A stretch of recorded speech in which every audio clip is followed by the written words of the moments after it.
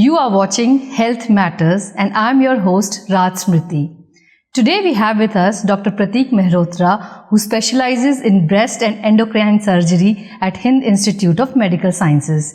Welcome to the show, sir. Thank you, Smriti ji. So, breast and endocrine surgery, वैसे तो बहुत सारे लोगों को बहुत सारी चीज़ें पता है, बट नॉर्मली क्या होता है, इट्स सच अ टॉपिक कि हम इस पे खुल के बात नहीं करते हैं. फीमेल्स भी नहीं करती हैं, मेल्स भी नहीं करती हैं. So you tell us a perspective as to how it is important part of our body और क्यों ज़रूरी है ब्रेस्ट के ऊपर बात करना, और साथ ही साथ एंडोक्राइन सर्जरी में क्या क्या आता है. It's a very nice question Smriti ji. देखिए, एंडोक्रीन सिस्टम क्या है पहले ये समझ लेते हैं. एंडोक्रीन सिस्टम बेसिकली हमारे बॉडी में कुछ ग्लैंड्स होते हैं जो हार्मोन सेक्रीट करते हैं. राइट. तो that constitutes the endocrine system. Okay. तो इसमें मेनली जो मास्टर एंडोक्रीन ग्लैंड है वो पिट्यूटरी ग्लैंड है, जो हमारे आपके ब्रेन में होता है.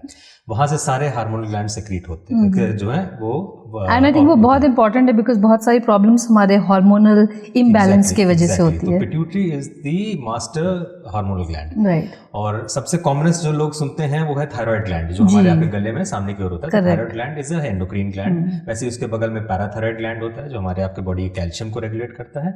और एक एड्रीनल ग्लैंड होता है जो हमारे आपके किडनी के ऊपर होता है, जो कॉर्टिसोल स्टेरॉइड सेक्रीट करता है हमारी बॉडी में.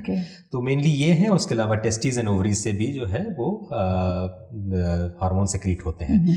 तो ये तो हो गए एंडोक्रीन सिस्टम का. बाकी ब्रेस्ट के बारे में जैसे आपने कहा, breast diseases are becoming very very common.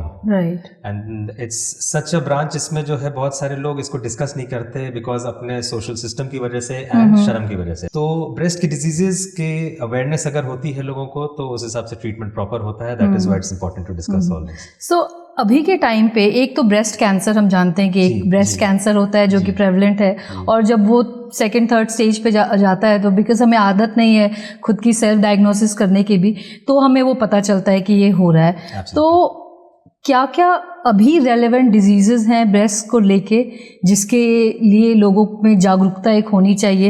And I think it's prevalent in almost all age groups हो जाता है. टीनेज से शुरू होकर किसी भी एज ग्रुप पे ये जाता है.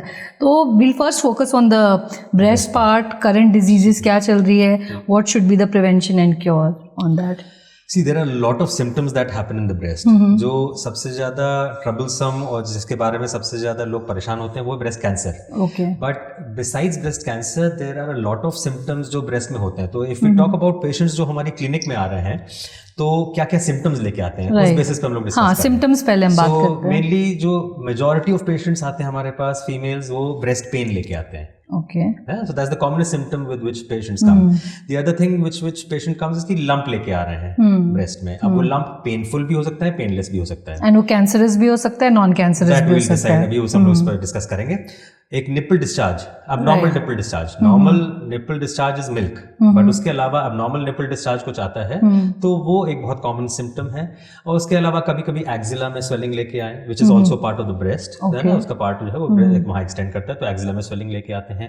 ये तो फीमेल्स के कॉमन सिम्टम्स होते हैं जो होते हैं. एंड मेल्स में भी ब्रेस्ट के इश्यूज होते हैं. अच्छा, which we really don't know about. Even you will be surprised to know that males में ब्रेस्ट कैंसर होता है. अच्छा. So we see about 99% females with breast cancer, 1% males में भी breast cancer होता है. But I think I have not seen or heard any content related to this. More common disease in males in breast is gynecomastia, that is male breast enlargement. Okay. It usually happens in two age groups. Usually adolescent age group के आसपास होता है, जब 12, 13, 14 साल की उम्र पे होता है तब बच्चों का ब्रेस्ट बढ़ जाता है. वो हार्मोनल रीजंस की वजह से होता है. एंड एट टाइम्स वो दवाइयों से वरना सर्जरी से उसको हम लोग ट्रीट करते हैं. And then the second age group is at elderlies 55-60 के बाद. Again it is because of hormonal imbalance. तो तभी भी मेल्स में ब्रेस्ट एनलार्जमेंट होता है, which is known as gynaecomastia. So this is the spectrum of disease जो हम लोग देखते हैं. अब अगर हम लोग लम्प्स की बात करें तो मेजॉरिटी ऑफ फीमेल्स जो क्लिनिक्स में आ रहे हैं, ब्रेस्ट क्लिनिक्स में हम लोग के पास आते हैं with a lump, they are anxious कि हाँ कहीं कैंसर तो नहीं है. राइट. है ना. तो वो सबसे ज्यादा वो दिक्कत ये है. You will be surprised to know कि breast cancer is one of the commonest cancers that is occurring in. हाँ, and it's very prevalent, like almost 2 to 10. But there are certain symptoms of breast cancer which people should know. लोगों को पता होना चाहिए कि breast में cancerous वो अगर लीजन है तो उसके सिम्टम्स क्या है. क्या है. Cancerous lumps by and large painless होते हैं, दर्द नहीं कर रहे होते हैं। ये एक इंपॉर्टेंट सोशल बस एक लंप होता है जो कि आप लंप होता है जो पेनलेस होता है। राइट। उसके अलावा जो और सिम्टम्स होते हैं, निपल डिस्चार्ज, स्पेशली अगर ब्लडी निपल डिस्चार्ज आए या मटमैला गंदा पानी टाइप का है तो वो एक सिम्टम हो सकता है। ओके। निपल के में कोई डिस्टॉर्शन हो, निपल जो है वो अंदर धंसना शुरू हो जाए, जिसको आप लोग निपल रिट्रैक्शन कहते हैं, that can be a symptom of breast cancer. या अगर स्किन जो है वो मोटी हो रही है, बिल्कुल एक संतरे की खाल की तरह हो जाए, मोटी है ना, वो रेडनेस, प्यूडी ऑरेंज कहते हैं उसको, तो वो एक सिम्टम होता है। या एक पेनलेस लंप अगर बगल में अपीयर हो रहा हो with a lump in the breast और without a lump in the breast, तो वो एक सिम्टम हो सकता है ब्रेस्ट कैंसर का। So if you talk about 100 patients with breast lump coming to our clinic, hardly 5 to 10% will be cancerous. अधिकतर non cancerous होते हैं, नॉन कैंसरस होते हैं, but they should come to the clinic. एक बार उसका decide होना चाहिए कि वो नॉन कैंसरस लंप है, कैंसरस लंप है, उस हिसाब से अकॉर्डिंगली उसका treatment. Is there a way to prevent this? Like how do you examine yourself on a daily, monthly, weekly basis, or what you should do that you don't, जो आपने पूछा है मुझसे, as I said, breast cancer, one needs to be aware about the breast cancer, right? And as I said कि breast cancer lumps are painless. Females को अगर breast में pen होता है तो जिस दिन पेन होता है उसके दूसरे दिन वो डॉक्टर के पास चले जाते हैं ना, because of the pain. They think pain है तो ज्यादा समस्या है, एंड पेनलेस लम्प्स होते हैं तो they try to ignore it, and इसीलिए पेनलेस लम्प्स पड़े रहते हैं तो शर्म के कारण और उसके अलावा लैक ऑफ अवेयरनेस के कारण लोग बहुत डिलेड स्टेज में डॉक्टर के पास पहुंचते हैं। प्लस वो भी माइंडसेट होता है कि मेरी ब्रेस्ट निकाल दी जाएगी, इससे बेटर है जस्ट हैव इट इनसाइड। सो उसके लिए अवेयरनेस जरूरी है, एंड अवेयरनेस होगी तो, और फिर we teach females कि उनको breast self examination करना चाहिए, okay, because painful lump होगा तो they'll appreciate and they'll go to the doctor. So you tell us 2-3 tips to how you should examine your breast basically. That's very important. सारी महिलाओं को breast self examination करना आना चाहिए। Ideally आपको breast self examination महीने में एक बार करना चाहिए। okay. जिन फीमेल्स के पीरियड्स हो रहे होते हैं, जिनका मासिक धर्म हो रहा होता है, नॉर्मल हो रहा होता है, उनसे कहते हैं जिस दिन उनका पीरियड खत्म हो महीने में, उस दिन अपने ब्रेस्ट को खुद एग्जामिन करने की आदत डालनी चाहिए। और वो आप जब नहाने जा रहे हैं तब आप जो है अपने आप को एग्जामिन करेंगे। okay. एग्जामिन करने का तरीका होता है लेट के आप फ्लैट ऑफ द हैंड से, टिप ऑफ द फिंगर से अपने लेफ्ट ब्रेस्ट को राइट हैंड से पैल्पेट करके देखेंगे और राइट ब्रेस्ट को लेफ्ट हैंड से पैल्पेट करके देखेंगे। और देखना क्या है, कोई गांठ तो नहीं महसूस हो रही, कोई खाल मोटी तो नहीं हो रही उस जगह की, कहीं जो है आपको कोई भारीपन तो नहीं लग रहा है। उसके बाद वैसे ही नहाने जाने से पहले शीशे के सामने खड़े होंगे, अपने दोनों ब्रेस्ट के आकार को देखेंगे कि कोई दोनों में परिवर्तन तो नहीं है, कोई निपल के शेप में कोई परिवर्तन तो नहीं है। हाथ उठा के देख लेंगे कोई निपल टेढ़ा तो नहीं हो रहा, अंदर तो नहीं जा रहा है, या निपल को थोड़ा स्क्वीज करके देख लेंगे क्योंकि डिस्चार्ज या कोई रिसाव तो नहीं आ रहा है। और बगल में टटोल के देखना होता है कि आपको कोई गांठ तो नहीं लग रही है। ये ब्रेस्ट सेल्फ एग्जामिनेशन का एक तरीका होता है। जिन महिलाओं के, क्योंकि ब्रेस्ट कैंसर यंगर एज में कम होता है और एल्डरलीज में ज्यादा होता है, तो जब फीमेल्स के पीरियड्स खत्म हो जाते हैं तब उनको एक महीने में एक डेट डिसाइड कर लेनी चाहिए कि हम महीने में इस तारीख को अपने ब्रेस्ट को एग्जामिन करेंगे। आइडियली पहली तारीख को या 15 तारीख को डिसाइड कर लें कि हाँ भाई पहली तारीख को नहाने जाने से पहले हम अपने ब्रेस्ट को एग्जामिन करेंगे। एक बात मैं और थोड़ा सा हाईलाइट करना चाहूंगा कि बहुत सारी फीमेल्स ब्रेस्ट कैंसर के प्रति बहुत एक्स्ट्रा अवेयर या एक्स्ट्रा कॉशियस या पैनिकी होते हैं। तो करते क्या है, वो रोज नहाने जाने से पहले देख रहे होते हैं या हर हफ्ते देख रहे होते हैं, which is not advisable. Y?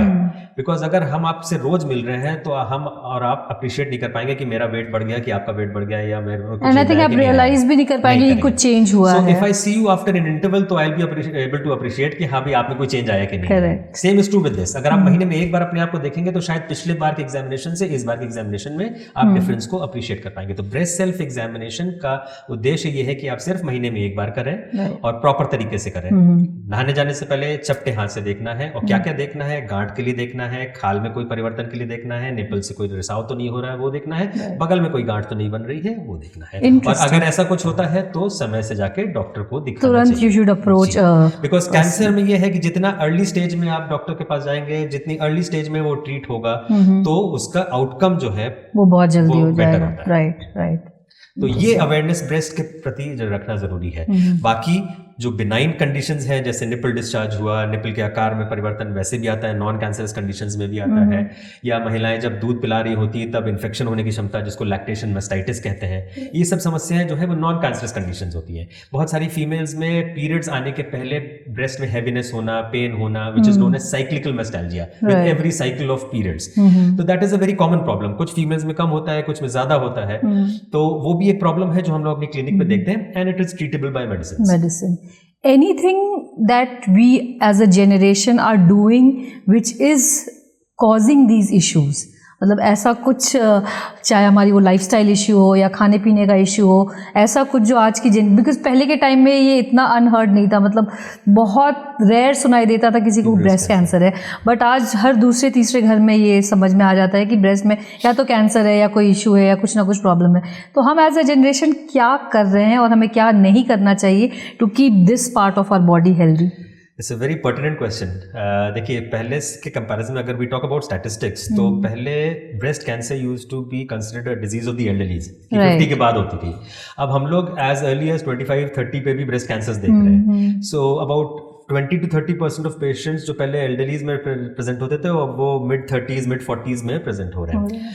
Lot of it has to do with the lifestyle, eating habits, sedentary lifestyle. These things add to the incidence. Smoking, alcohol intake that has gone up in females. ये सब चीजें थोड़ा सा जो है इन चीजों को बढ़ावा देती हैं. The other aspect is why has the incidence gone up? It has gone up because of one, there is awareness. The other, there is improvement in diagnostic facilities. बहुत सारे हम लोग अब गांव-गांव में भी स्क्रीनिंग प्रोग्राम चल रहे हैं. करेक्ट. अवेयरनेस, जागरूकता फैल रही है और अच्छी मोडालिटीज आ गई हैं जिससे हम लोग स्क्रीन करके पिकअप कर पा रहे हैं. पहले पता भी नहीं चलता था और ऐसी डेथ हो गई. Yes. तो नेचुरल डेथ बोल दिया. डायग्नोसिस बन रही है तो वो अकाउंट फॉर हो रहे हैं, प्लस अवेयरनेस है तो डॉक्टर के पास मरीज पहुंचते हैं अपनी सिम्टम्स को लेके. तो उस वजह से पिकअप रेट ज्यादा हुआ है, इंसिडेंस उस वजह से बढ़ा है. एंड yes, lifestyle changes हैं, उसकी वजह से you see a shift in the pattern of the disease. Right, very true. Like right from late nights to not getting up in early morning, not eating, obesity, lack of exercise, right. more of junk food. These are all factors which add up for any cancer. And right, breast cancer is a part of it. Yes. Another important thing that is troubling everyone, especially women, is thyroid related issues. जो उससे overweight हो रहा है या other issues आ रहे हैं. So that is again one important aspect जिस पे we would like you to throw some light कि thyroid issues अगर हैं तो क्या हैं, क्यों हैं और हम कैसे उसको treat कर सकते हैं. First of all I like to make a point. बहुत सारे पेशेंट्स हमारे पास आते हैं, इवन अर्बन क्लास के या रूरल क्लास के, सब कहते हैं साहब मुझे थायराइड है. Right. So I want to clarify कि थायराइड जो है वो बीमारी का नाम नहीं है, थायराइड ग्लैंड है. राइट. एंड जो लोग कहते हैं कि हमें थायराइड है, वो होता है कि जब ग्लैंड जो है ये हार्मोन कम बना रही होती है, तो that condition we call as hypothyroidism. Okay. And वही ग्लैंड जब वो थायराइड हार्मोन ज्यादा बना रही होती है तो then we call it hyperthyroidism. Okay. So there are two conditions. Gland hormone कम बना रहा हो व्हिच इज हाइपोथायराइडिज्म. ये बहुत कॉमन है फीमेल्स में, बहुत कॉमन है फीमेल्स में. तो you see about 20-30% population females को जो है ये वो ये बोलते हैं थायराइड है, थायराइड है, हाइपर है कि हाइपो है, हाइपोथायराइडिज्म है. That's a very common problem. उसके अलावा जब हार्मोन ज्यादा बन रहा होता है तो उसको कहते हैं हम लोग हाइपरथायराइडिज्म. तो जो we'll talk about hypothyroidism which is more common. Majority of thyroid diseases are commoner in females. ठीक है. And hypothyroidism के मोटे symptoms are very vague, like lethargy, weight gain, menstrual irregularities, hair fall, skin thickness, loss of appetite. ये सब बड़े general वेग symptoms हैं जो थायराइड डिजीज में भी पाए जा सकते हैं और डिजीज में भी पाए जाते हैं. पता नहीं चलता. You take it as a regular part of life. Once we see these patients in the clinic, उस हिसाब से हम लोग डिसाइफर करके and then we make out and then we do tests and accordingly treat the patient. तो जो hypothyroidism है उसमें ट्रीटमेंट में we titrate the dose of thyroxine hormone which has to be given in a form of a tablet. वो मरीज को देते हैं और उस हिसाब से उनके बायोकेमिकली थायराइड प्रोफाइल को हम लोग मेंटेन करते हैं. So that is about hypothyroidism. Then there's another disease known as hyperthyroidism, where the gland is producing more of hormone, ज्यादा हार्मोन बन रहा होता है. उसकी वजह से क्या लक्षण उठते हैं? पेशेंट की एपेटाइट बढ़ जाती है बट उसका वेट लॉस होता है.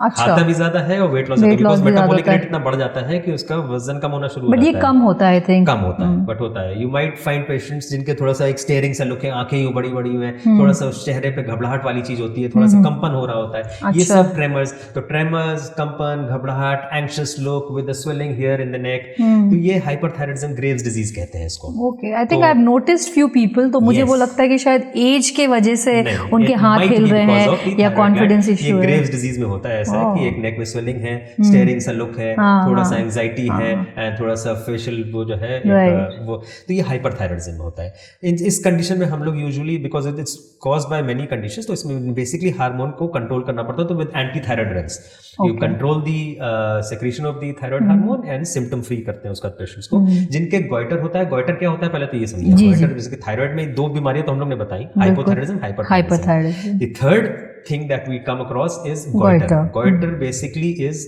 जो साधारण भाषा में हम लोग कहते हैं घेंगा। Goiter has come from a Latin word gutter. And it's prevalent in both male and female? More common in females, okay. But yes, it is found in males as well. Also. And it's a different disease profile, थोड़ा सा उसमें, लेकिन but goiter, we'll discuss goiter as a common वो। तो goiter basically Latin word gutter से आया है ना, तो gutter कहते हैं। तो gutter means यहाँ पे हमारे आपके यहाँ पर सांस की नली है बीच में, सांस की नली के बीच में यहाँ गड्ढा होता है, तो सांस की नली के ऊपर एक बटरफ्लाई शेप ग्लैंड है जिसको थायराइड ग्लैंड कहते हैं।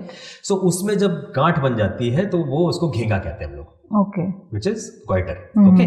तो वो goiters बेसिकली दो तरीके के होते हैं, कैंसरस हो सकते हैं या नॉन कैंसरस हो सकते हैं। अगेन जैसे ब्रेस्ट में हम लोग ने बात करी, 80 to 90% are non cancerous goitres, 10 to 15% में भी कैंसर वाले घेंगे। ठीक, दोनों स्थितियों में pain is never early symptom. एक पेनलेस स्वेलिंग लेके नेक के सामने पेशेंट आएंगे जिसको हम लोग गॉइटर कहते हैं। ओके, एंड क्या ये स्वेलिंग बहुत ज्यादा होती है या हल्की होती है? पता शुरुआत में स्टार्टिंग छोटी सी होती है, बट वो एविडेंट तब होती है जब वो अपने ग्लैंड अपनी 2 टाइम से ज्यादा साइज बढ़ गया होता है उसका, तब वो बाहर दिखना शुरू होती है। Then you realize कि there is some problem. But again इस कंडीशन में भी हमारे पास पेशेंट्स बहुत लेट आते हैं because it's a painless swelling, उनको कोई दिक्कत नहीं होती है, पता नहीं चलता भी। और पता भी चलता कहते कोई तकलीफ नहीं है। हाँ, वैसी स्वेलिंग हुई होगी। तकलीफ क्या क्या उठती है आपको ये समझना जरूरी है। गॉइटर में होता क्या है कि वंस इट स्टार्ट इंक्रीजिंग, तो जिस जगह ये बैठा है ये हमारी आपकी सांस की नली जिसको हम लोग विंड पाइप या ट्रेकिया कहते हैं उस पर बैठा है, इसके पीछे खाने की नली जिसको ईसोफेगस कहते हैं उस पर बैठा हुआ है, और दोनों के बीच में एक हम लोग की वॉइस नर्व होती है, जैसे हम लोग बोल रहे हैं तो वॉइस नर्व होती है जो हमारे आपके लैरिंग्स को, वॉइस बॉक्स को सप्लाई करती है। Correct. तो जब ये ग्लैंड बढ़ता है तो it causes pressure on these things, तो उसकी वजह से सांस उखड़ना, खाना खाने में दिक्कत जिसको डिफिकल्टी इन डिग्लूटिशन कहते हैं, वॉइस चेंज होना, ये प्रॉब्लम होना शुरू होती है। तो वो स्थिति होती है जब गॉइटर बड़ा होना शुरू होता है, एंड बहुत सारे पेशेंट्स उस स्थिति में हम लोग के पास आना शुरू करते हैं। बाकी सिम्टम्स क्या होते हैं कि ये जब अगर इसको यहाँ बढ़ने की जगह नहीं मिलती है तो इस बोन के पीछे ये चेस्ट वॉल के अंदर जाना शुरू कर देता है, जिसको रेट्रोस्टर्नल एक्सटेंशन कहते हैं। This is known as the sternum bone. Retrosternal होता है, it goes starts going inside the chest wall. तो ये सब इसकी वजह से प्रेशर इफेक्ट्स आते हैं। तो भले ही वो साधारण वाला घेंगा हो जिसको हम लोग एंडेमिक गॉइटर कहते हैं या कैंसरस घेंगा हो, तो उस स्थिति में दोनों में किसी में पेन नहीं होगा बट प्रेशर इफेक्ट्स आना शुरू होंगे। दैट इज वाई छोटे घेंगे को भी हम एडवाइस करते हैं कि लोगों का अगर गले में यहाँ सामने स्वेलिंग है तो समय से डॉक्टर के पास जाके दिखाना चाहिए आपको। इसके भी कोई रीजन है कि ये डिजीज क्यों होता है? कोई ऐसा बहुत सारे पहले अभी 1970s के पहले तो because of lack of iodine in our diet ये कहा जाता था कि because of iodine deficiency, but now अब हम लोग सब आयोडाइज नमक खा रहे हैं तो आयोडीन फोर्टिफिकेशन हो चुका है इन फॉर्म ऑफ सॉल्ट। तो आयोडीन तो हम लोग का फुलफिल हो रहा है, but then there are various genetic and environmental factors and also iodine deficiency at times contributes to formation of goitres, तो उसकी वजह से गॉइटर्स बनते हैं। Basically if you have a good healthy lifestyle then most of our diseases can be avoided. Absolutely. So coming next to the other organs of the endocrine, what are the other diseases that is so we talked about thyroid gland, which is the endocrine gland. उसके बाद let's talk about parathyroid gland. Okay. Para means parathyroid because it's a पड़ोसी of thyroid. That is why it's a parathyroid gland. Right. Now parathyroid gland क्या होते हैं ये समझना जरूरी है। छोटे छोटे मटर के दाने के बराबर 4 glands होते हैं, अमूमन 4 glands होते हैं हमारे आपके thyroid gland के बगल में, 2 ऊपर, यहाँ 2 नीचे। 2 नीचे, ओके, ठीक है। ये छोटे से parathyroid gland होते हैं और इनका thyroid gland से कोई रिलेशनशिप नहीं है फंक्शनिंग में। ओके, जस्ट वो पड़ोसी है इसलिए पैराथायराइड ग्लैंड है। It is a independent hormonal gland, endocrine gland. And इसका काम क्या है? पैराथायराइड ग्लैंड जो है ये सेक्रीट करते हैं पैराथायराइड हार्मोन। जैसे थायराइड ग्लैंड जो है वो थायराइड हार्मोन सेक्रीट करते हैं जिसको T3 T4 कहते हैं हम लोग, वैसे ही पैराथायराइड ग्लैंड जो है वो पैराथायराइड हार्मोन सेक्रीट करता है। अब उसका काम होता है हमारे आपके बॉडी में कैल्शियम के मेटाबॉलिज्म को मेंटेन करना। 90% 95% of calcium in our body is stored in the bones. हम लोग कुछ कैल्शियम की गोली खाते हैं या खाने में जो कैल्शियम खाते हैं तो हमारे बॉडी अडेप्ट करता है कि हाँ कितना कैल्शियम जो है हमारे हड्डियों में जमा होना है, कितना हमको ब्लड में रखना है, कितना हमको यूरिन से बाहर फेंक देना है ना। तो ये कैल्शियम होम्योस्टैसिस कहते हैं इसको। Okay, so that is done by this parathyroid gland. तो अब पैराथायराइड ग्लैंड जो है वो इस बैलेंस को मेंटेन करता है कि कैल्शियम हमारे बोन्स में एडिक्वेट बना रहे, ब्लड लेवल एडिक्वेट बना रहे और जितना एक्सेस है वो यूरिन से बाहर एक्सक्रीट हो जाए। इसको कैल्शियम होमोस्टैसिस को मेंटेन करते हैं। तो अब बीमारी क्या होती है इसमें? बीमारी क्या होती है, इन 4 ग्लैंड्स में से एक या एक से ज्यादा ग्लैंड जो है कभी कभी हाइपर फंक्शनिंग करने लगती है। हाइपो फंक्शन मतलब लेस फंक्शन जरा बहुत रेयर होता है, राइट, एंड हाइपर मतलब ज्यादा। ओके, तो हाइपर की बात करेंगे which is known as primary hyper parathyroidism. Okay, why ऐसे प्राइमरी हाइपर पैराथायराइडिज्म? बिकॉज इसमें सेकेंडरी और टर्शियरी भी होते हैं। Let's not talk about it. Hyper parathyroidism मतलब पैराथायराइड ग्लैंड जो है वो हार्मोन ज्यादा बना रहा है। अब उसका परिणाम क्या होता है? जब पैराथायराइड ग्लैंड से हार्मोन ज्यादा बनता है तो वो नॉर्मली, अगर वो नॉर्मल बन रहा होता है तो जब कैल्शियम मिला बॉडी को तो वो कैल्शियम को उसने बोन्स में डिपॉजिट किया, एडिक्वेट ब्लड लेवल रखा और बाकी को ब्लड से सेक्रेट कर दिया। जब पैराथायराइड हार्मोन ज्यादा बन रहा होता है तो वो बोन्स पे हिट करके बोन से कैल्शियम को निकाल के ब्लड में लाता है और यूरिन के द्वारा बाहर फेंकना शुरू कर देता है। तो blood levels of calcium go up, right. bones start becoming weak. Why? Because the calcium is being pulled out from the bones and is being excreted through. तो वो कैल्शियम बोन से निकल के पेशाब के रास्ते बाहर फेंका जा रहा है। तो हाइपर पैराथायराइडिज्म में कैल्शियम लेवल्स ब्लड में बढ़े हुए मिलेंगे। ओके, एंड बोन्स में कम मिलेंगे, बोन्स में कम होते चले जाएंगे। तो उसका लॉन्ग टर्म इफेक्ट क्या होता है? क्या सिम्टम्स होते हैं हाइपर पैराथायराइडिज्म के? Initially it's a slow indolent growing disease, बहुत धीमे धीमे बढ़ती है। तो शुरू के 5 साल 10 साल हो सकता है बिल्कुल एसिम्प्टोमेटिक, बिना किसी लक्षण के मरीज कैल्शियम लेवल्स ज्यादा बढ़े हुए के साथ चल रहा होगा। और वो डिटेक्ट कैसे होते हैं? नॉर्मली जब आपने ब्लड टेस्ट करा तो उसमें कैल्शियम लेवल्स पिकअप हुए कि बढ़ के आ रहे हैं, कोई सिम्टम्स नहीं है या बड़े वेग सिम्टम्स होंगे। Will just discuss symptoms, but बड़े वेग सिम्टम्स होते हैं। तो first point of diagnosis is कि जब हम लोग अगर रूटीन टेस्टिंग किसी ने कराई या बहुत सारे अपने रूटीन चेकअप करते साल में एक बार, उसमें कैल्शियम पिकअप हो गया कि कैल्शियम बढ़ा हुआ है। कैल्शियम पिकअप या जो थायराइड टेस्ट भी जो हम कराते हैं उसमें डिटेक्ट होता है। थायराइड जैसे डिटेक्ट करते हैं तो थायराइड तो जैसे डिटेक्ट करते हैं तो वैसे ब्लड में वो भी डिटेक्ट करते हैं, वैसे कैल्शियम भी आप पिकअप होता है, कैल्शियम लेवल्स जब आप ब्लड में नापते हैं तो that is the asymptomatic phase of the disease. अब सिम्टम्स क्या होते हैं? बड़े वेग सिम्टम्स होते हैं। तो इसकी वजह से लिथार्जी लगना, मसल्स में वीकनेस लगना, इसको प्रॉक्सिमल मसल वीकनेस कहते हैं। Gradually over period of time सीढ़ी चढ़ने में दिक्कत होगी, या अगर स्क्वाटिंग पोजीशन में नीचे बैठे उकड़ बैठे हैं तो खड़े होने में दिक्कत हो रही है। पता है खड़े होने के लिए आपको ये जोर लगा के खड़े होना पड़ रहा है। तो ये मसल वीकनेस का एक साइन होता है। उसके अलावा जनरलाइज्ड बोन पेन शुरू होते हैं because gradually the bones start becoming week. तो जब वीकनेस शुरू होगी बोन्स की, इसको ऑस्टियोपोरोसिस कहते हैं right. तो over a period of time osteoporosis normally elderly females में ज्यादा होता है ना, बट यंग में भी हो रहा है ऑस्टियोपोरोसिस या फीमेल्स में कुछ एज रिलेटेड कुछ ज्यादा हो रहा है, then you have to look for secondary causes. इसमें hyperparathyroidism is one of them. तो बोन्स वीक होना शुरू होंगी तो बोन्स पेन्स, वेग सिम्टम्स ये सब आना शुरू होते हैं। एडवांस स्टेज में क्या क्या होते हैं ये समझिए।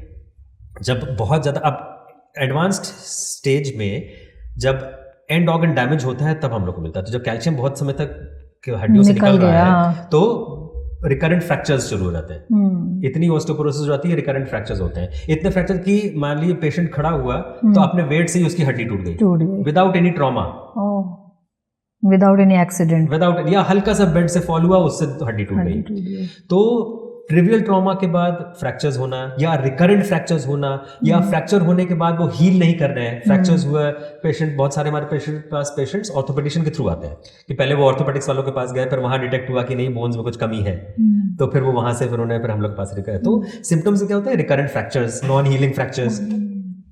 उसके अलावा रिकरेंट रीनल स्टोन्स, जैसे मैंने आपको बताया ना पेशाब के रास्ते पर जो है वो कैल्शियम बाहर जा रहा है। तो जब कैल्शियम ज्यादा यूरिन से ज्यादा बाहर जा रहा है तो किडनी स्टोन्स बहुत जल्दी बनते हैं। नेफ्रोकैल्सिनोसिस मतलब कैल्शियम किडनी में जमा हो रहा है। ओके, तो वो अच्छा कैल्शियम ही जब किडनी में जमा होता है तो that becomes the kidney stone की जो ऑपरेशन होते हैं। अगर किडनी पैरेन्काइमा के अंदर जमा हो रहा है उसको नेफ्रोकैल्सिनोसिस कहते हैं, या अगर यूरिनरी ट्रैक्ट में हो रहा है मतलब किडनी से जब यूरेटर में या किडनी के में जो यूरिन वाला पैसेज है उसमें जमा हो तो उसको हम लोग किडनी स्टोन्स या यूरेट्रिक स्टोन्स कहते हैं या ब्लैडर स्टोन्स कहते हैं। तो पेशाब के रास्ते में जहां से यूरिन बाहर जा रहा है उसमें पूरे में कहीं भी अगर स्टोन बन रहे हैं वो कैल्शियम के वजह से। तो रिकरेंट रीनल स्टोन्स बहुत सारे होते हैं जिनमें हर 2 साल में वो अपना बेचारे किडनी स्टोन्स ऑपरेट करा रहे होते हैं या उसका लिथोट्रिप्सी करा रहे होते हैं। उनमें one cause is hyperparathyroidism. तो recurrent renal stones, recurrent fractures, vague bone pains, ये सब सिम्टम्स होते हैं। Abdominal pain, muscle weakness, these can be symptoms of hyperparathyroidism. And again ये सारे आपके neglect in lifestyle, food habits, इन सब की वजह से ही होता है। बस इसमें ये है कि इसको जल्दी डायग्नोज करना चाहिए, बिकॉज एंड ऑर्गन डैमेज हो जाता है तो उसके बाद फिर एंड ऑर्गन डैमेज के पॉइंट ऑफ व्यू से फिर उसमें और ट्रीटमेंट हम लोग ऐड करना पड़ता है। But if it is diagnosed in the asymptomatic phase, उस फेज में हम लोग को जो ऑफेंडिंग ग्लैंड है, जो यहाँ से ग्लैंड हार्मोन ज्यादा बना रहा है, उसको हम लोग को ये थायराइड रिलेटेड जितने इश्यूज हैं उसका एक प्रॉबेबल ये होता है कि जो वेट गेन या ओबेसिटी हम कहते हैं, इज दिस मतलब जो कॉमन अंडरस्टैंडिंग हम लोग की है कि भाई थायराइड हाइपर एंड हाइपोथायराइड अगर हुआ है तो ही वेट गेन होता है या शायद वेट लॉस भी होता है तो किसी इसका। पेशेंट्स इसी तरीके से उसको जो है डेजिग्नेट करते हैं, कहते हैं ये मोटा होने वाला थायराइड या पतला होने वाला thyroid, but that is not the case. Let me just put it across कि हाँ, हाइपोथायराइडिज्म जिसमें हार्मोन कम बन रहा था उसमें वेट गेन होता है, होता है, but it is not that कि बहुत सारे पेशेंट्स हम लोग के पास आते हैं कि टीएसएच लेवल जो है वो नॉर्मल अगर उसका 4.5 है तो अगर 6 भी पहुंच गया तो कहते हैं साहब हमारा मोटापे का कारण यही है। या हाइपोथायराइडिज्म में वेट गेन होता है, लेकिन वो तब होता है जब थायराइड प्रोफाइल बिल्कुल हेवायर हो और जो है मान ली किसी का टीएसएच जो है वो हंड्रेड्स में है, उस केस में हम लोग एक्सपेक्ट करते हैं कि ओरिजिनल बॉडी वेट से 5 to 10% बॉडी वेट जो है वेट बढ़ेगा because of water retention. But वो हल्का सा टीएसएच प्रोफाइल डिरेंज्ड है, वो वेट गेन का कारण नहीं होता है। इन दो subset of patients the commonest factor is lifestyle disorder, जिसकी वजह से वेट बढ़ रहा होता है। मरीज सोचता है कि हाँ हमारे थायराइड ग्लैंड में प्रॉब्लम है या हमारे थायराइड की बीमारी है इसीलिए हमारा वजन नहीं कम हो सकता है या इसीलिए हम मोटे हैं। ऐसा यूजुअली नहीं होता है। थायराइड की दवा अगर आप प्रॉपर्ली ले रहे होते हैं, थायराइड प्रोफाइल आपका ठीक चल रहा होता है, तो वो वजन बढ़ने का कारण नहीं होता है। हमारे पास क्लिनिक में अगर 100 महिलाएं होती है, शायद 70 महिलाएं यही कहती है कि हाँ साहब मेरे थायराइड है, मेरा वजन नहीं कम हो सकता है। बट ये एक गलत धारणा है। होता यही है कि वो लाइफस्टाइल डिसऑर्डर की वजह से यूजुअली होता है। तो आपने बहुत पर्टिनेंट क्वेश्चन पूछा, मोटा होने वाला थायराइड या पतला होने वाला thyroid. Interesting. So at Hind Institute of Medical Sciences, we are capable of treating all these kind of diseases through advanced surgery, through all the latest technology that we have. बहुत सारी, जैसे breast की बात करी तो breast में भी और not all patients require surgery. बहुत सारे ऐसी डिजीजेज हैं इसमें जैसे हम लोग उसको मेडिसिन ट्रीट करते हैं। साइक्लिकल मेस्टाल्जिया हो गया, नॉन साइक्लिकल मेस्टाल्जिया हो गया, इन सब चीज़ों को हम लोग जो है इनिशियली मेडिसिन से ही ट्रीट करते हैं और दवाई से इनका इलाज होता है। सर्जरी कुछ सबसेट ऑफ पेशेंट्स में चाहिए होती है, या गांठ बन गई है, भले ही वो साधारण गांठ हो या कैंसरस गांठ हो या निपल में कोई ऐसी प्रॉब्लम आ रही, तो वो चीज हम लोग सर्जरी से ठीक करते हैं। हाइपरथायराइडिज्म की जरूरत है तो हाइपरथायराइडिज्म में जब हार्मोन ज्यादा बन रहा होता है तो उसमें इनिशियली हम लोग उसको मेडिसिन से ही ट्रीट करते हैं। और मेडिसिन के बाद अगर मान लीजिए यहाँ पर गोइटर है तो उसको हम लोग को अपलेट करना पड़ता है। तो अपलेट करने के दो तरीके हैं। अपलेट मतलब जलाना, तो उसका फंक्शन खत्म हो जाए। तो अपलेट करने के लिए या तो रेडियो आयोडीन थेरेपी से अपलेट किया जाता है या उसको सर्जिकली रिमूव करते हैं। तो गोइटर्स को सर्जिकली रिमूव करने के अब कुछ अधिकतर गोइटर्स ऐसे होते हैं जिनमें हार्मोन सेक्रेशन जो है वो नॉर्मल हो रहा होता है ना। अब वो भले ही साधारण वाले गोइटर्स या घेंगे हो या कैंसरस वाले हो, तो हार्मोन सिक्रेशन नॉर्मल होता है। तो गोइटर्स का प्राइमरी इलाज सर्जरी है। अब सारे गोइटर्स को ऑपरेट करने की जरूरत नहीं पड़ती। छोटे गोइटर्स होते हैं तो हम लोग उनको वॉचफुल वेटिंग पे रखते हैं, उनको कांस्टेंट चेक पे रखते हैं। अब किन घेंगों में हम लोग को ऑपरेशन करने की जरूरत पड़ती है, वो घेंगे वो हैं जो या तो कैंसर का कोई भी अगर शुबा हो रहा है तो उनको ऑपरेट करना है, भले ही छोटा हो, या वो इतने बड़े हो रहे हैं कि वो प्रेशर इफेक्ट कॉज कर रहे हैं, सांस की नली पे दबाव डाल रहे हैं, या आवाज की नस पे दबाव डाल रहे हैं, या खाने की नली पे दबाव डाल रहे हैं, या अगर वो छाती के अंदर जाना शुरू हो रहा है जिसको रेट्रोस्टार्नल एक्सटेंशन कहते हैं, या अगर वो हाइपरथायराइड हो रहे हैं। तो इन स्थितियों में हम लोग या कॉस्मेटिक इफेक्ट की वजह से, छोटा गोइटर है लेकिन कुछ फीमेल्स करिए नहीं साहब अच्छा नहीं लग रहा है तो we have to remove it. तो उस स्थिति में ये इंडिकेशंस है जिसमें हम लोग गोइटर्स को सर्जिकली रिमूव करते हैं। और ये हम लोग यहाँ पर हिंद इंस्टीट्यूट में सारी फैसिलिटी है हम लोग के पास इनको ट्रीट करने का। इसमें मतलब ये पूरी जो डिपार्टमेंट है, दो और डिजीजेस जो कॉमन है, that is adrenal tumour and diabetic foot, तो इनके बारे में भी थोड़ा सा बता दीजिए। Diabetic foot disease is very common. जैसे डायबिटीज आपने सुना, India has become a diabetic capital of the world. India में डायबिटीज के पेशेंट्स बढ़ते चले जा रहे हैं। You will be surprised to know in my department what we do is we diabetes के मरीज में जिनमें सर्जिकल कॉम्प्लिकेशंस है, जैसे डायबिटिक फुट डिजीजेस, पैरों में घाव, पैरों में समस्याएं डायबिटीज की वजह से, मतलब घाव हो रहा है और वो हील नहीं हो रहा है, that is because of the diabetic foot disease जिसको कहते हैं वो एक स्पेक्ट्रम होता है। एक सिर्फ घाव बन जाने कोई नहीं कहते हैं।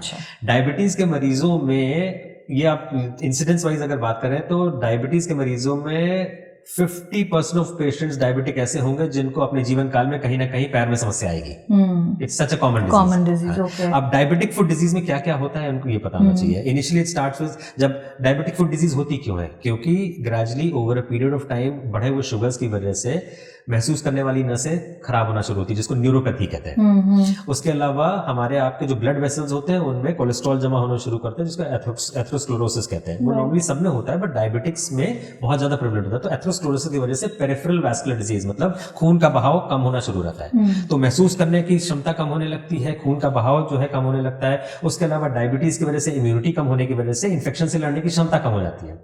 तो इन्फेक्शन होने की क्षमता बढ़ जाती है, निमोनिया होने की क्षमता बढ़ जाती है, पैरों में घाव होने की क्षमता बढ़ जाती है। तो न्यूरोपैथी प्लस वैस्कुलोपैथी की वजह से जो है ये समस्या उठती है। तो क्या क्या लक्षण होते हैं डायबिटिक फुट डिजीज में, ये थोड़ा पता होना चाहिए। इनिशियली सुन्नपन डेवलप होना, या चलते समय पैरों में भारीपन या पेन होना, जिसको इंटरमिटेंट क्लॉडिकेशन कहते हैं, वो समस्या होना। उसके अलावा पैरों में कुछ परिवर्तन होना, जैसे कि उंगलियां टेढ़ी होना, या उंगलियां जो है वो डिफॉर्म होना, फ्लैट फुट हो जाना, गुखरू बन जाना, जिसको कॉर्न या कैलोसिटी कहते हैं, या उंगलियों के बीच में वेब स्पेस इन्फेक्शन हो जाना, या नेल्स गड़बड़ होना जिनमें फंगल इन्फेक्शन कहते हैं, या बगल में यहाँ पर इन्फेक्शन हो जाए जिसको हम लोग पैरोनिकिया कहते हैं, इनग्रोइंग टोनेल कहते हैं, ये सब समस्या। और एडवांस स्टेज में जाके वो अल्सर का फॉर्म ले लेते हैं, घाव का फॉर्म ले लेते हैं, और वो घाव मुश्किल से हील करते हैं। अब वो घाव में भी ग्रेड्स होते हैं, डायबिटिक फुट अल्सर्स होते हैं, ग्रेड्स होते हैं 1 2 3 4। और फाइनली अगर खून का बहाव बिल्कुल खत्म हो जाता है तो गैंग्रीन, जिसको ब्लैकनेस गैंग्रीन, वो advance stage of diabetic foot ulcers होते हैं। तो ये बहुत स्पेक्ट्रम है जो हम लोग ट्रीट करते हैं डायबिटिक फुट अल्सर्स का। तो इसीलिए हर डायबिटिक को स्क्रीनिंग के लिए हम लोग के पास आना चाहिए, अपने पैर का बचाव कैसे करना है उसके लिए। इंटरेस्टिंग। बाकी आपने एड्रीनल वाली बात करी। एड्रीनल ग्लैंड भी एक हार्मोनल ग्लैंड है, जो हम लोग ने अभी बात करना रह गया था। एड्रीनल ग्लैंड, एज एड्रीनल मतलब कि सुप्रारीनल ग्लैंड कहते हैं इसको। सुप्रा मतलब it is above the renal, above the kidney.